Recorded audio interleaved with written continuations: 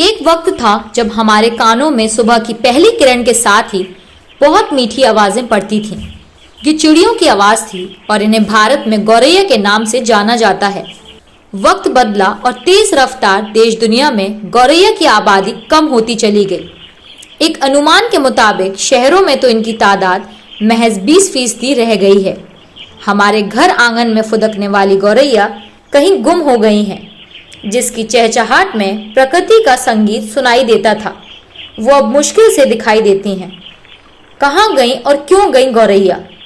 भारतीय पौराणिक मान्यताओं के अनुसार गौरैया जिस भी घर में या उसके आंगन में रहती हैं, वहां सुख और शांति बनी रहती है।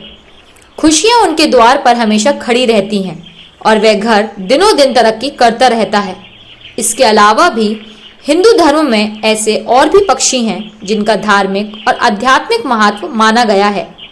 पक्षियों को हिंदू धर्म में देवता और पितर माना गया है। कहते हैं जिस दिन आकाश से पक्षी लुप्त हो जाएंगे, उस दिन धरती से मनुष्य भी लुप्त हो जाएगा। किसी भी पक्षी को मारना अपने पितरों को मारना माना गया है। बिहार में गौरैया को संरक्षण देने के उद्देश्य से इसे राजकीय पक्षी घोषित किया गया है। कला, संस्कृति एवं युवा विभाग की ओर से गौरैया नाम से पत्रिका भी प्रकाशित की जाती है। अक्सर घरों में गौरैया उड़ती रहती थी, फिर छतों पर सीलिंग फैन लटकने लगे। हमारी ये सुविधा इस खूबसूरत पक्षी के लिए जानलेवा साबित होने लगी। घरों में बेफिक्री से परवाज भरने वाली गौरैया सीलिंग फैन से टकरा टकरा कर जान देने लगी। गांव में तो आज भी आंगन है, लेकिन शहरों में ये खत्म होने लगे हैं। पहले दाना चुगने ये आंगन में उतरती थीं। छोटे बर्तनों में इनके लिए दाना और पानी रखा जाता था। अब जिंदगी में भागम भाग है, इनके लिए शायद बहुत कम लोगों के पास वक्त बचा है। गांव या खुली जगहों पर तो ये जी लेती हैं, पर शहरों में नहीं। एक रिसर्च के मुताबिक जैसे जैसे मोबाइल टावर की तादाद बढ़ती गई, वैसे वैसे गौरैया कम होती गई। ऐसा दावा है कि इन टावर से जो तरंगें निकलती हैं, वे गौरैया की प्रजनन क्षमता को कम करती हैं। आंध्र विश्वविद्यालय द्वारा किए गए अध्ययन के मुताबिक और पक्षी वैज्ञानिकों की माने तो गौरैया की संख्या 60 से 80% तक कम हो गई है। नमस्कार, बंजारा बीट्स में आपका स्वागत है। मैं हूं ज्योति प्रकाश खरे। आज हम आपको मिला रहे हैं एक ऐसी शख्सियत से जिन्होंने गौरैया को बचाने की मुहिम में अपना पूरा जीवन लगा दिया है। चलिए मिलते हैं धर्मेंद्र सिंह जी उर्फ नमन जी से। नमस्कार धर्मेंद्र जी। नमस्कार सर। धर्मेंद्र जी, जैसा गौरैया की मैंने बात की है जी, तो इस मुहिम में क्या आपका योगदान है, क्या आपने शुरू किया है?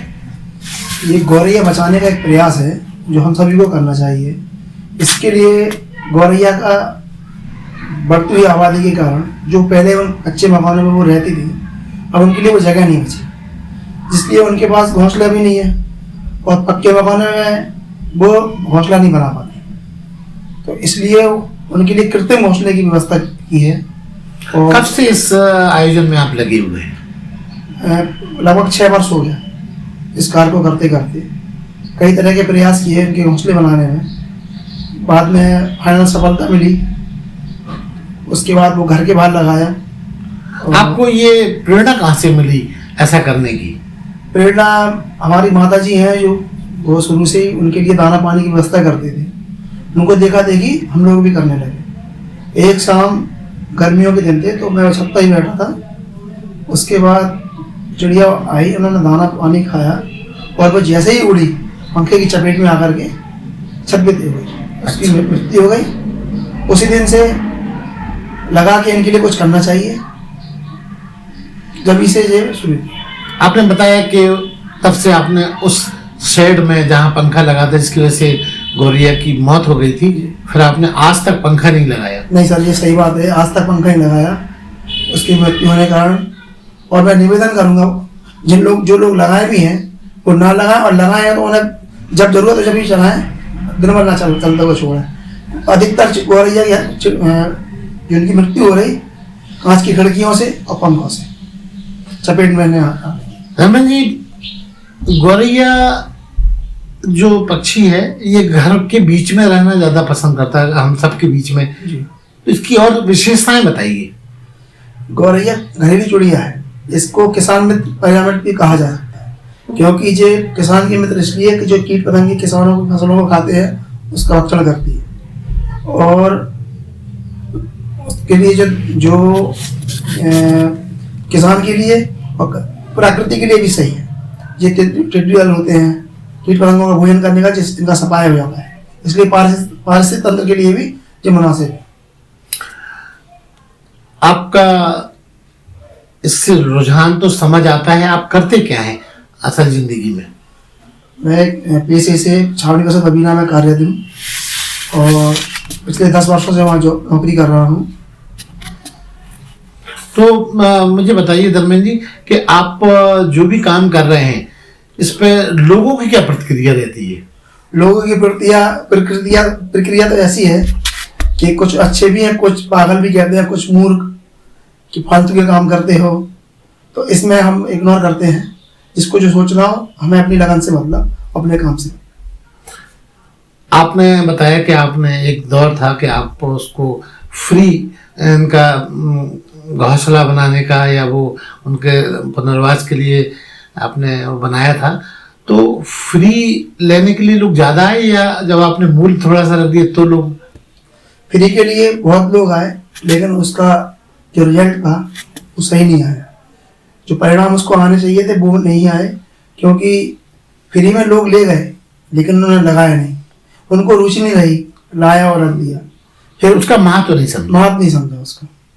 देखा गया है कि जो चिड़िया हैं वो एक बार में एक फैमिली एक घोंसले में रहती है, तो इस पे आपने कभी कोई प्रयोग करके देखा? जी बिल्कुल, हमने पहले 6 पेयर के लिए बनाए थे, 6 चिड़ियों 6 फैमिली के लिए 6 फैमिली के लिए बनाए, तो उसमें वो एक ही में उन्होंने काम किया। फिर इसके बाद 4 किया, फिर भी उसमें एक ही परिवार आया। 3 करने के बाद भी एक ही परिवार आया, लेकिन वो लास्ट में उसका रिजल्ट यही आया कि वो एक ही परिवार एक ही घोंसले में सुरक्षित और रहना, मतलब न्यूक्लियर फैमिली में विश्वास रखती हैं, जी जी, ज्यादा किसी के साथ शेयर नहीं करती। जी जी बिल्कुल, ये बात आपकी सही है। तो क्या उन्हें आज की जो परिस्थितियां हैं उसका ज्ञान हो गया है, ये माना जाए? जी बिल्कुल। एकल परिवार सुरक्षित परिवार। हाँ। हम दो हमारे दो। जी। आपके और क्या क्या शौक हैं? ये हमारा कविता लिखने का भी शौक है, और जो सामाजिक मुद्दे हैं, समाज सेवा भी है, लोगों की परेशानी का उनका भी निदान करने की कोशिश करते हैं। आपने बताया कि आप लेखन से भी जुड़े हुए हैं, तो कोई कविता आप अगर याद आती हो तो हमारे दर्शकों को सुनाइए। ये गौरैया के लिए है। जी। हे मानव बचा ले मेरी जिंदगानी, छत पे रख लो दाना पानी, भूख प्यास बिन हम मर जाते, बेटा किसी से कहना पाते, हे मानव तुम होश में आओ, हमारी जिंदगी आप बचाओ। बहुत शानदार। धर्मेंद्र जी, इस काम में, पूरे काम में आप गवर्नमेंट से क्या अपेक्षा करते हैं और समाज से क्या अपेक्षा करते हैं? समाज से यही है कि सरकार से, सर्वप्रथम सरकार से यही अपेक्षा है कि सरकार ने गिरती हुई गौरैया की जनसंख्या के लिए 20 मार्च को विश्व गौरैया दिवस के लिए किया, लेकिन सिर्फ उसकी खाना पूर्ति, मतलब वो निर्वाह है कि बस गौरैया दिवस मनाया जाए। गौरैया दिवस के लिए उन्होंने सिर्फ कर दिया, उसके लिए कोई काम नहीं किए गए। बहुत सी संस्थाएं लगी हुई हैं, लेकिन जो अपेक्षा परिणाम आने चाहिए वो परिणाम नहीं आ रहे, क्योंकि लोगों में जागरूकता कमी है। अभी नगर निगम से हमने कई पत्राचार किए, तो उन्होंने कहा हमारे विभाग से लीडर नहीं है, लेकिन उनके सोशल मीडिया पेज पर हमने उनसे दरख्वास्त किया कि आप जो गौरैया को आप अपनी वॉल पेंटिंग में शामिल किए। हाँ, जो दीवारों पे बनाई जा रही हैं। जी, तो उन्होंने उसको स्वीकृति दी और उसका वॉल पेंटिंग में शामिल भी किया, जिसका प्रकाशन अखबार में भी हुआ, और इलाहाबाद बैंक चौराहे से जहाँ से जाने के मध्य में वॉल पेंटिंग चल भी रही है और कुछ जगह हो भी रही है। क्या मानते हैं इस तरह के प्रचार और प्रसार से लोगों में चेतना आएगी? जी बिल्कुल आएगी, जरूर आएगी। जब जो जिसकी जागरूकता नहीं होगी उसकी समस्या होगी। जागरूकता ही जननी है, जागरूकता होने पर ही लोग आगे आएंगे, और आना चाहिए। सरकार से भी निवेदन है कि वो एक सेव वर्ल्ड होम के नाम से कोई कानून बन जाए, जिससे जो भी नवनिर्माण हो, सरकारी हो, गैर सरकारी हो, व्यक्तिगत हो, उसमें गौरैया का घोंसला लगाना कृत्रिम हो चाहे परमानेंट हो, होना चाहिए, जिससे उनकी जनसंख्या में वृद्धि होगी और वो सुरक्षित रहे। धर्मेंद्र जी, आपको इस प्रोजेक्ट में मुश्किलों का कहाँ सामना करना पड़ता है? मुश्किलें बहुत सी जगह होती हैं, लोगों का सपोर्ट नहीं मिलता। कोई पेड़ काट दिया, मना करने पर जागरूकता नहीं है, आपका पेड़ नहीं है। बहुत से लोग हम क्यों लगवाएं, जो गंदगी फैलाती है। हाँ, ये देखा गया है कि गौरैया के लिए कहा जाता है कि वो घर में गंदगी फैलाती हैं और वो जैसे तिनका जोड़ के रखती हैं और लोग शाम को झाड़ू लगा के उसको साफ कर देते हैं। कैसा लगता है आपको? जी सर, बहुत खराब लगता है। किसी का घर वो उन्होंने महीनों में, इनका प्रजनन काल मार्च से शुरू हो जाता। मार्च अप्रैल में ये अपना घर तैयार करते हैं, जो नर मादा एक दूसरे आगे से करके इनका प्रजनन होता। बड़ी मुश्किलात दौर होता है इनका, और जो इतनी मुश्किल से घर बनाती, लेकिन हम गलासी अपनी सफाई के चक्कर में इनका घर तोड़ के फेंक देते। लोग जो एनजीओ वगैरह चल रहे हैं, बहुत सारे लोग डॉग लवर्स हैं, बहुत सारे कुछ ऐसे हैं, तो क्या आप चाहेंगे वो भी आपको इस मुद्दे पे कोलैबोरेट करें, आपको सहयोग करें? जी बिल्कुल। ये इलेक्ट्रॉनिक मीडिया, आम जन, जहाँ तक हो, स्कूली बच्चे, यूनिवर्सिटियाँ, इनको आगे आना चाहिए। और अभी हमारी एक मॉडर्न कॉलेज है, उनसे बात चली है, तो वो बातचीत कर रहे हैं 20 मार्च को शायद यहाँ पर एक हो सकता है गौरैया दिवस पर एक रैली हो। और हम उनसे भी निवेदन किया कि जो उनका फार्म है, परफेक्टर है, उसमें वो गौरैया को स्थान दें, एक लोगो बनाए। अब देखिए आगे क्या होता है। धर्मेंद्र जी, कोई ऐसी मतलब मार्मिक घटना जो गौरैया के कैरेक्टर को या गौरैया के जीवन को आप हमारे दर्शकों के साथ बताना चाहें? जी, हमारे एक मित्र हैं, उनकी माताजी का देहांत हो गया। तो उनकी माताजी जो दाना पानी सब पर रखती थी, तो उनके देहांत के बाद वो चिड़िया आई, उन्होंने खाना पीना नहीं खाया जब तक उनका जो तीसरा होता है शुद्धिकरण, वो होने के बाद ही उन्होंने खाना पीना शुरू किया। मतलब ये कि वो इतनी संवेदनशील होती हैं कि वो आपकी जिंदगी से जुड़ी हुई रहती हैं, आपकी संवेदना। जी बिल्कुल। आप जिस प्रकृति के नजदीक आएंगे, पशु पक्षी के नजदीक आएंगे, वो उनमें भी जीवा है, आत्मा है, वो भी आपसे प्रेम करते हैं जितना आप करेंगे। तो क्या ऐसा अनुभव आपके साथ भी हुआ है? जी बिल्कुल हुआ।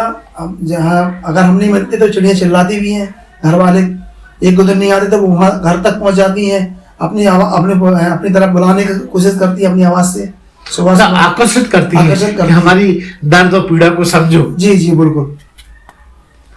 तो क्या आपको लगता है कि लोग इस चीज को समझ नहीं पाते, इसलिए उनके साथ संवेदनशील नहीं रहते? जी बिल्कुल। लोगों के पास समय भी नहीं है, भाग दौड़ में लगे हुए हैं, ध्यान ही नहीं दे रहे, समाज से कुछ अलग हटके काम नहीं कर रहे, सिर्फ अपने लिए जी रहे। प्रकृति के लिए जीना चाहिए, जो बेजुबान जानवर है, पंछी, उनके लिए भी जीना चाहिए। जो पैसा छूट रहा है वो सब यही है। जो आने वाले समस्या हैं किसानों के लिए, टिड्डी दल भी आपने सुना होगा, पेपर में पढ़ा होगा, वो सब इनके ही कारण है। अभी चाइना ने कुछ साल पहले इनको अपने देश से मरवाया, गौरैया को। उन्होंने सोचा कि ये फसल खराब करती है, न मरवा दी है। उसके परिणाम उनको उलट आए, क्योंकि जो कीड़े ना और ज़्यादा खाना शुरू किया। बाद में उनको मालूम पड़ा कि जो फसल में जो कीड़े आते हैं वो गौरैया ही खाती हैं। धर्मेंद्र जी की और कोई ऐसी ख्वाहिश जो इसके अलावा लोगों को पता ही नहीं? ख्वाहिश आम जन हूँ, आम परिवार से हूँ, किसान परिवार से हूँ, कोई ज़्यादा नहीं, सुरक्षित रहें, सेफ रहें। और जो मानव जाति के निर्भर हैं, कुत्ते हुए, बिल्ली हैं, जो भी गौरैया है, जो बेजुबान जानवर हैं, इनका सहयोग करें। लाचार व्यक्ति है उनका मदद करें, इसमें आगे आए। एनजीओ है, नाम क्यों ना रहें, वो भी काम करें। सिर्फ खाना पूर्ति नहीं, फोटो खिंचाने का कोई उद्देश्य नहीं, बस सबसे अपेक्षा चाहिए कि जागरूकता के साथ काम भी किया जाए।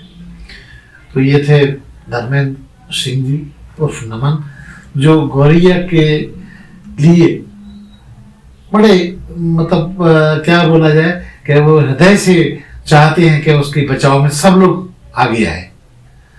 बंजारा बीट से बात करने के लिए धर्मेंद्र जी बहुत बहुत आपको बता दें, नरेंद्र नामदेव जो कि वर्तमान में गड़िया फाटक के सभासद हैं, उन्होंने गौरैया संरक्षण संदर्भ में झांसी नगर निगम के महापौर से गड़िया फाटक का नाम बदलकर गौरैया नगर रखने की मांग की थी, जो कि नगर निगम द्वारा मान ली गई है। अब से गड़िया फाटक का बदला हुआ नाम गौरैया नगर हो गया है। इस विशेष बदलाव के लिए नरेंद्र नामदेव बधाई के पात्र हैं। बंजारा बीट्स चैनल नरेंद्र नामदेव के इस प्रयास के लिए उनको बधाई देता है। इस चैनल को लाइक और सब्सक्राइब करना ना भूलें। देखते रहिए बंजारा बीट्स।